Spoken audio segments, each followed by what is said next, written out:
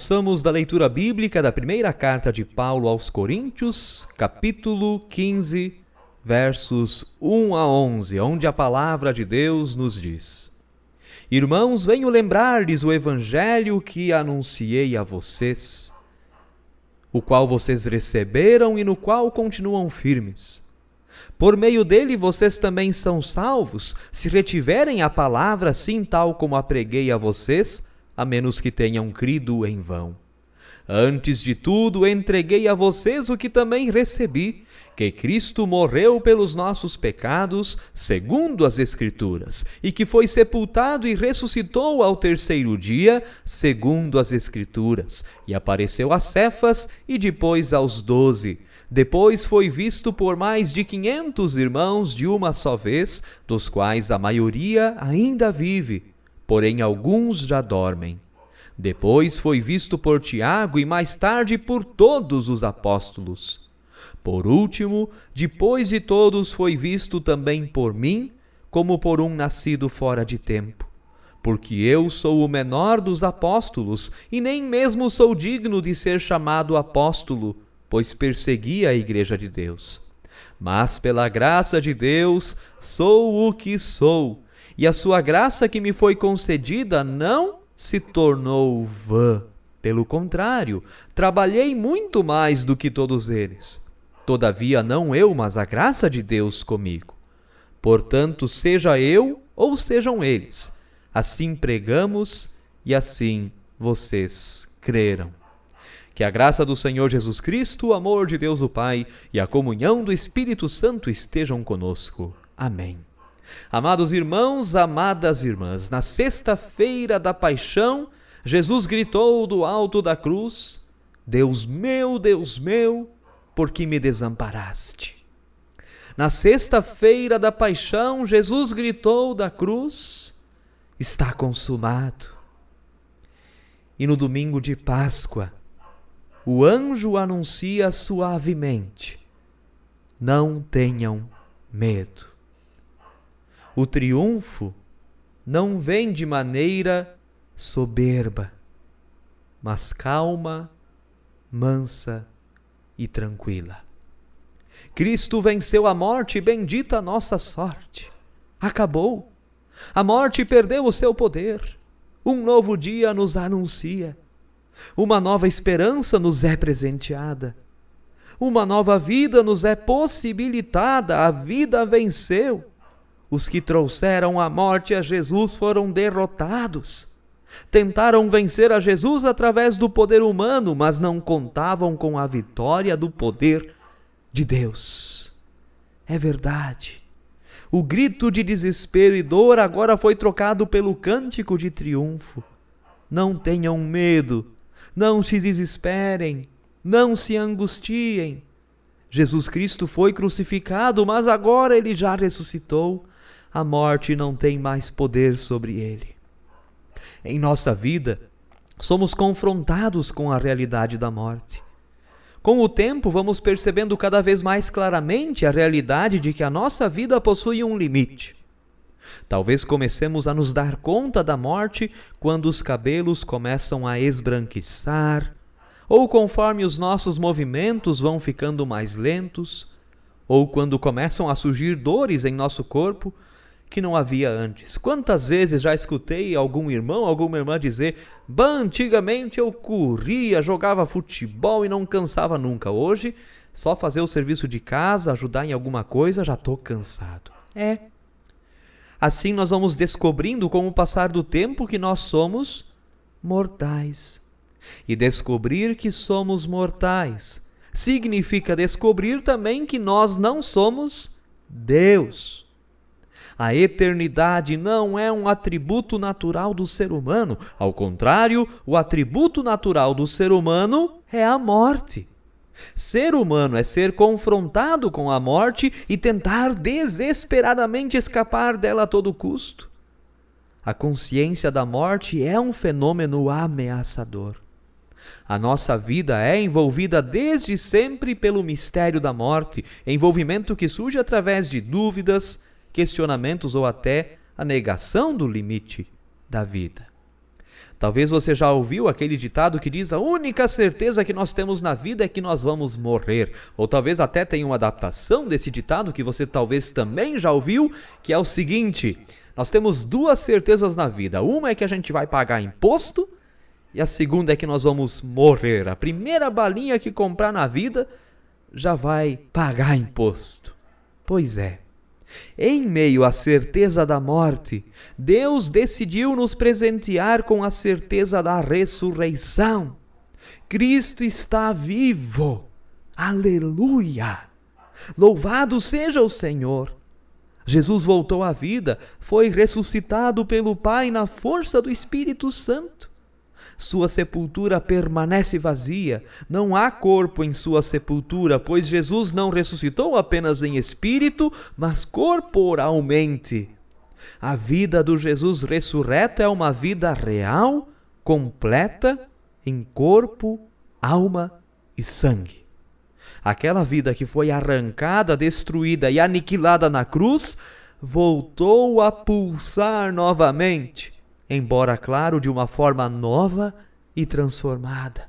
Não é um simples espírito, não é uma mera ressurreição da alma, é a ressurreição do corpo, inclusive com as marcas da crucificação nas mãos e nos pés de Jesus. Em toda a vida de Jesus estava presente a força da ressurreição. A vitória de Jesus sobre a morte estava presente em cada sinal que ele manifestou. Por isso, para Jesus, a morte não tem o mesmo significado que tem para nós. Para nós, a morte significa um limite. Para Jesus, a morte significou apenas a passagem para a ressurreição e para a vitória sobre a morte. Para Jesus, a morte é um trâmite cheio de dor para que acontecesse a ressurreição. Mas como isso pôde acontecer? Como alguém que foi morto de maneira tão cruel pôde voltar à vida? Como um falecido reviveu?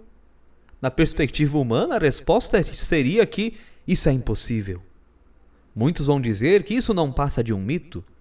Outros vão dizer que a ressurreição aconteceu apenas na imaginação dos discípulos.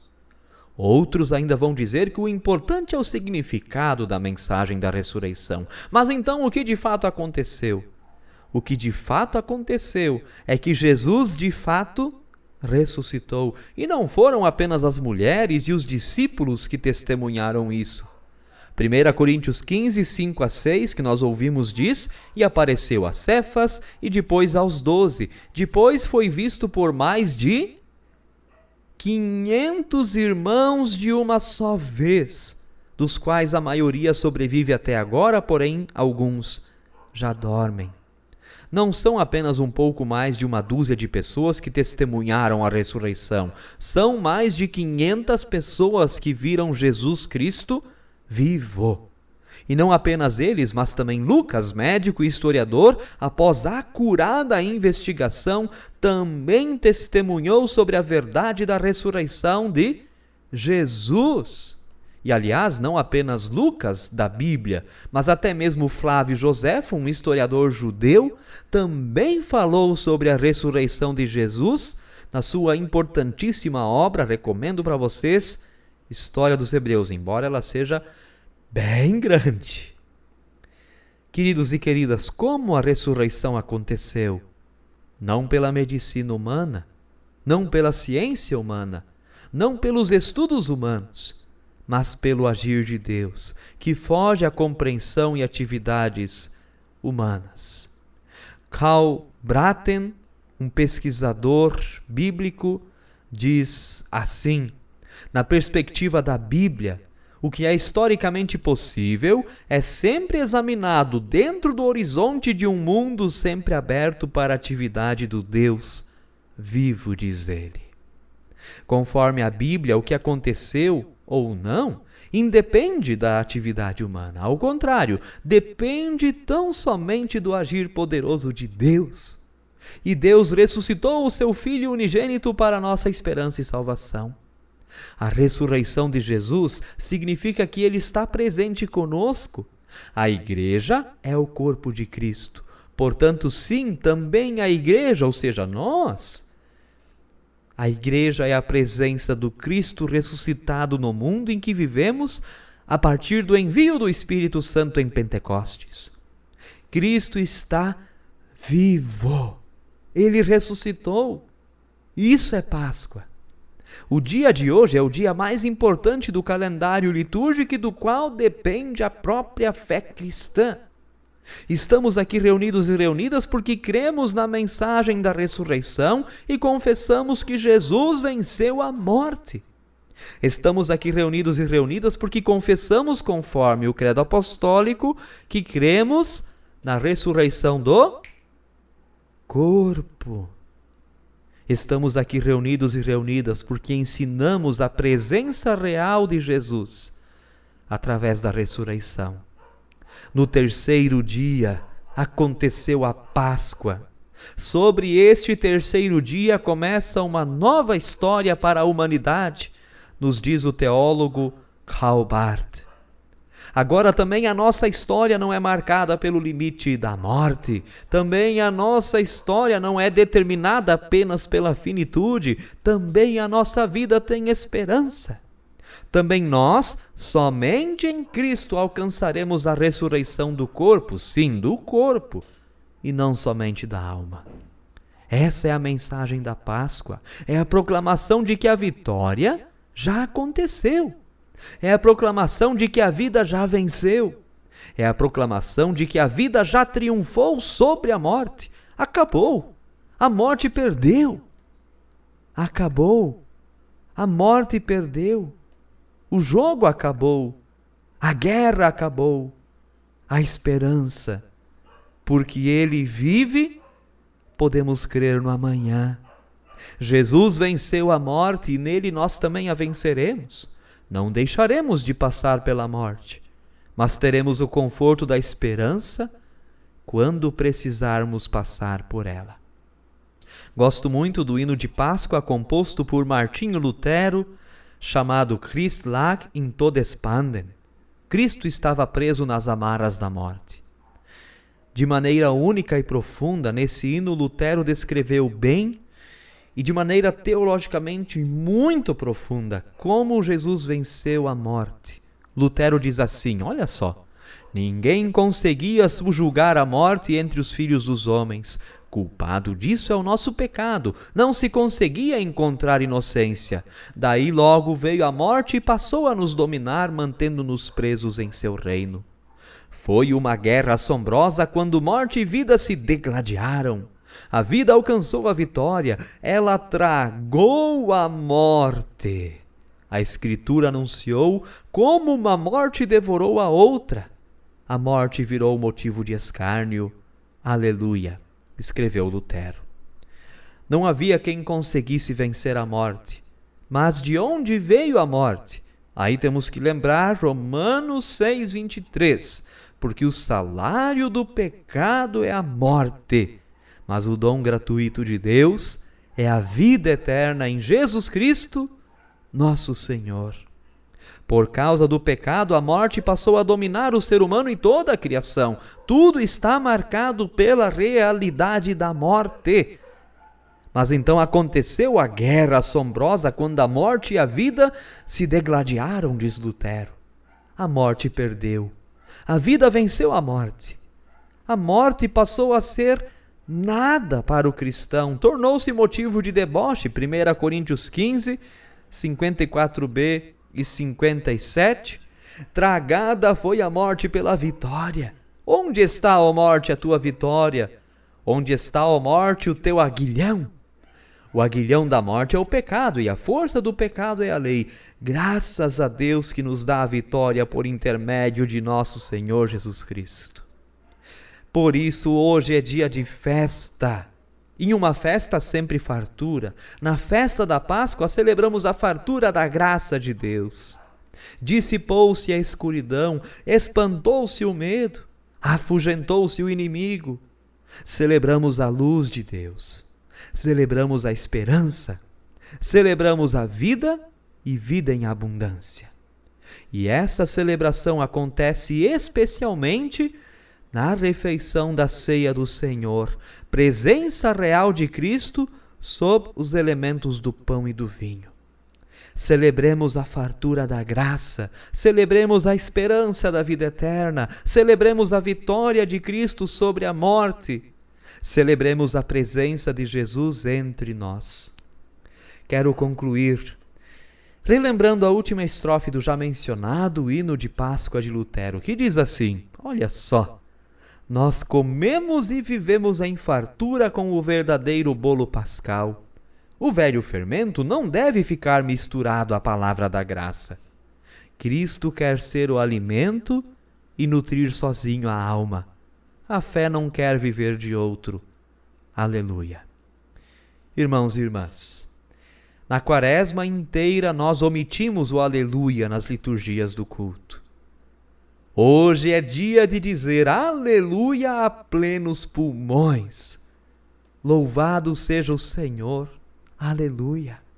A fartura de graça em Jesus. Isso significa que nada precisa ocupar o lugar do Jesus ressurreto em nossas vidas. Existe fartura, ou seja, Ele é suficiente. Sozinho consegue nutrir nossa fé e a nossa esperança. O mundo vai mal, preciso dizer isso aqui no final da pregação. O mundo está marcado pela morte.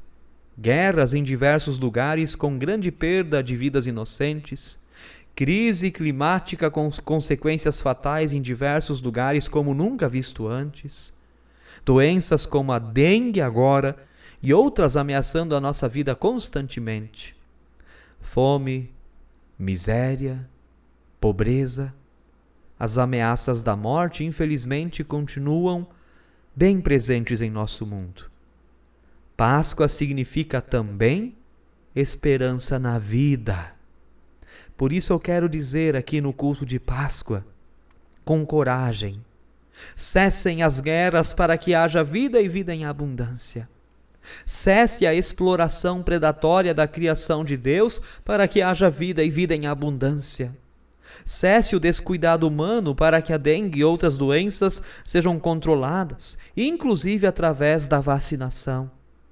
Cessem a fome, cesse a miséria, cesse a pobreza. Em meio às ameaças da morte tão presentes no mundo, em meio aos medos que habitam em nós, em meio ao desespero pela nossa própria finitude, em meio a tudo isso, recebamos com alegria essa mensagem de Páscoa que diz: Cristo está vivo. Aleluia! Rejubilemos, exultemos. O grito de desespero da cruz agora dá lugar ao canto de triunfo. Ele é o motivo da nossa fé. Ele é o fundamento da nossa esperança. Ele é vida e vida em abundância. Queridos e queridas, hoje é Páscoa. Hoje é dia de festa. Deus nos abençoe nesse dia com firmeza nessa esperança. A esperança da ressurreição do corpo, a esperança da vida eterna. E a paz de Deus, que excede todo entendimento, guardará os nossos corações e as nossas mentes em Cristo Jesus. Amém.